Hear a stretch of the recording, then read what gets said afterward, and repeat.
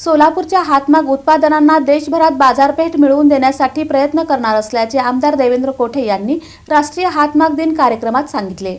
सोलापूरच्या हातमाग उत्पादनांना राज्यासह देशभरात बाजारपेठ मिळवून देण्यासाठी प्रयत्न करणार असल्याचे आमदार देवेंद्र कोठे यांनी सांगितले। रामचंद्र बुर्ला मंगल कार्यालयात भारत सरकारच्या वस्त्र मंत्रालयाच्या विणकर सेवा केंद्रातर्फे 12वा राष्ट्रीय हातमाग दिन उत्साहात साजरा करण्यात आला। यावेळी आमदार देवेंद्र कोठे, महापौर विनायक कोंड्याल, वस्त्र विभागाचे क्षेत्रीय उपायुक्त गजानन वाडेकर, विनय धोटे, यंत्रमागधारक संघाचे अध्यक्ष पेंटप्पा गड्डम, कुरोहीन शेट्टी ज्ञाती संस्थेचे उपाध्यक्ष ॲडव्होकेट सिद्धेश्वर बुगडे उपस्थित होते। सोलापूरच्या टॉवेल, चादर, नॅपकिन तसेच सिल्क साडीला मोठी बाजारपेठ मिळावी यासाठी मुख्यमंत्री देवेंद्र फडणवीस आणि वस्त्रोद्योग मंत्री संजय सावकारे यांच्याकडे पाठपुरावा सुरू असल्याचे कोठे यांनी सांगितले। सोलापूर सिल्क साडीचा पारंपरिक वस्त्रोद्योगात समावेश करण्याच्या मागणीवर प्रशासनाला सूचना देण्यात आल्याचेही त्यांनी नमूद केले। यावेळी नगरसेवक व्यंकटेश कोंडी, भाजप मंडल अध्यक्ष नागेश सरगम उपस्थित होते। तानाजी भोईटे यांनी आभार मानले।